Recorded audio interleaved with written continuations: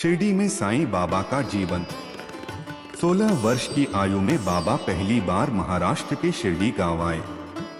लोगों को उसे देखकर आश्चर्य होता था कि एक लड़का बहुत ही कम उम्र में नीम के पेड़ के नीचे आसन पर बैठकर कई दिनों तक बिना भोजन और यहाँ तक कि पानी के गहन ध्यान कर रहा है। इससे युवा बाबा के प्रति बहुत उत्सुकता बढ़ गई। गांव के मुखिया की पत्नी बयाजाबाई कभी कभी बचपन में साईं बाबा के कल्याण के बारे में पूछती थी। धीरे धीरे वह बाबा के लिए खाना लाने लगी। जैसे जैसे दिन बीतते गए बाबा उसे अपनी मां की तरह मानने लगे। ग्राम प्रधान और पुजारी महालस्पति, जिन पर कभी भगवान खंडोबा का साया था, ने कहा था कि यहाँ एक पवित्र आत्मा है जो साईं बाबा की ओर इशारा करती है। बाबा ने नीम के पेड़ की ओर इशारा किया और उसे जड़ तक खोदने को कहा। गांव वालों ने बाबा की बात मानकर उसे खोदना शुरू कर दिया। जैसे जैसे पृथ्वी की परतें गुजरती गईं, उन्हें पत्थर से बना एक स्लैब बिना तेल और हवा के तेल के दीपक भी जलते हुए मिले, जो विज्ञान के बिल्कुल विपरीत था। उसी स्थान पर उन्हें एक लकड़ी की मेज पर एक बर्तन मिला जो गाय के मुख के आकार का है। बाबा ने स्पष्ट किया कि यह वह पवित्र स्थान है जहां उनके गुरु ने तपस्या की थी।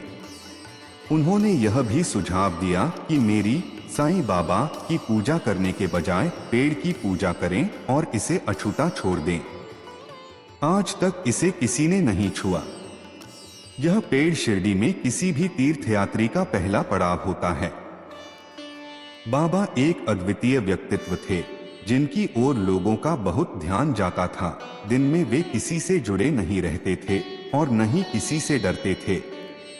कुछ लोगों ने सोचा कि वह पागल है और उन पर पत्थर फेंककर उन्हें शारीरिक चोट भी पहुंचाई। शुरुआत में बाबा ने लगभग 3 साल शिरडी में बिताए। इसके बाद 1 वर्ष की अवधि के लिए बाबा ने शिरडी छोड़ दी और उस अवधि के दौरान साईं बाबा के बारे में बहुत कम जानकारी थी।